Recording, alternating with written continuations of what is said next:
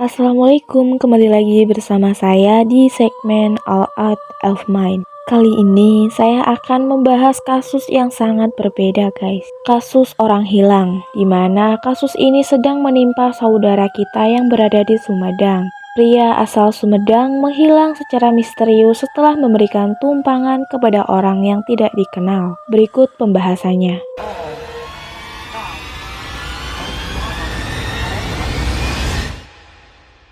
Alur cerita hilangnya pria di Jalan Cadas Pangeran.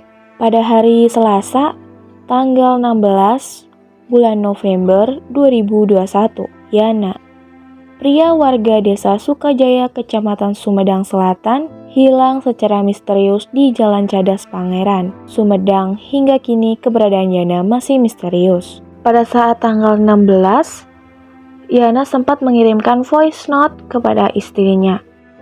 Sholat dulu di Simpang, sholat isya. Kebetulan ada yang orang Sumedang juga nebeng ikut sama ayah.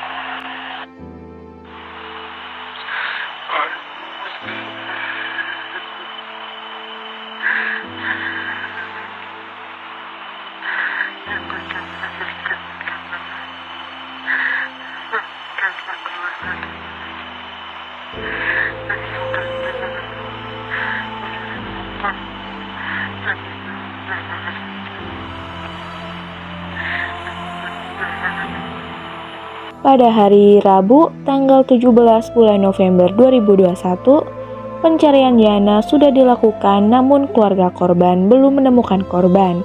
Penyisiran dilakukan di titik tidak jauh dari sepeda motor Yana, yakni Supra bernomor polisi Z2333BA. Pada hari Kamis, tanggal 18 November 2021, Yana sudah ditemukan. Namun dia bukan ditemukan di daerah Cadas Pangeran, melainkan ditemukan di daerah Cirebon. Yana telah ditemukan. Polisi beberkan kronologis penemuannya. Namun, bukan di Cadas Pangeran Yana ditemukan, melainkan jauh di Cirebon. Hal ini tidak sangat pantas untuk ditiru. Emang ngeprank itu cuma buat hiburan. Yang mungkin yang Yana maksud tuh hanya mau ngeprank istrinya aja. Cuman karena istrinya cinta dan menganggap dia adalah suaminya, ya dia pasti melaporkan dong kalau suaminya hilang. Nah, yang tadinya cuma mau ngeprank istrinya, ternyata si Yana ini bisa mengeprank seluruh Indonesia. Sudah banyak media berita melaporkan tentang kasus kehilangannya. Sampai tim SAR, polisi, dan anjing pelacak diturunkan. Namun ternyata dia hanya sedang pergi gitu. Cuman dia nggak mau ngasih tahu ke istrinya dan keluarganya. Hal ini termasuk penipuan dan bisa saja si Yana ini dimasukkan ke dalam penjara. Lalu banyak warga-warga yang berpikir bahwa Yana telah diambil makhluk gaib.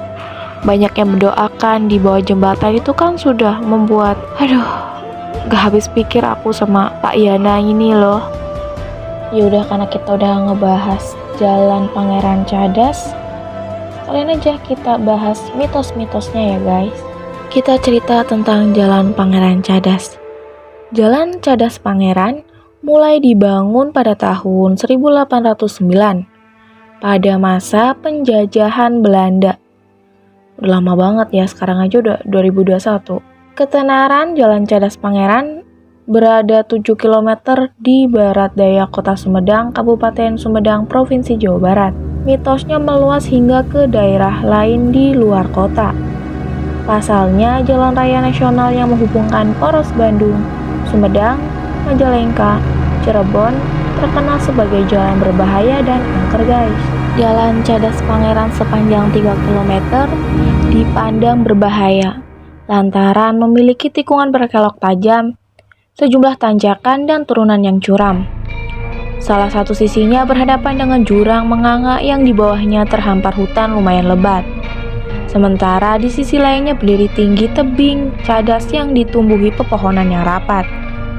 Belum lagi ketika malam tiba, jalan tersebut terbilang sepi karena tidak ada pemukiman warga di sisi jalannya. Tercatat banyak kecelakaan terjadi di ruas jalan ini. Alhasil, para pengendara mesti ekstra hati-hati jika melewatinya. Ihwal keangkeran Jalan Cadas Pangeran barangkali bisa dilacak sejak awal pembangunannya yang sulit dan menelan banyak korban jiwa. Arkian 5.000-an pekerja kehilangan nyawa akibat pekerja rodi mengikis perbukitan berlereng curam dan memangkas material batu cadas nan keras, hanya dengan peralatan dan kemampuan serba terbatas. Perbekalan tidak sepadan, terjatuh dari tebing, dicangkiti penyakit, hingga dimangsa binatang buas di tengah hutan belantara. Jalan Cadas Pangeran dibangun dari darah para pribumi yang dipaksa bekerja rodi di bawah perintah penjajah kolonial Belanda. Oleh karena itu, di sekitar Cadas Pangeran banyak pemakaman tanpa nama. Itulah pemakaman korban yang tewas saat membuat jalan ini. Maka makam tersebut diyakini warga setempat merupakan tempat peristirahatan terakhir para pekerja paksa atau rodi pada masa Gubernur Jenderal Hindia Belanda yang bernama Herman Willem Dendels, di mana beliau memerintahkan pembangunan jalan raya Pos Anyer Penarukan tahun 1808. Sebagian kecil di antara ruas jalannya melewati kawasan Jalan Cadas Pangeran.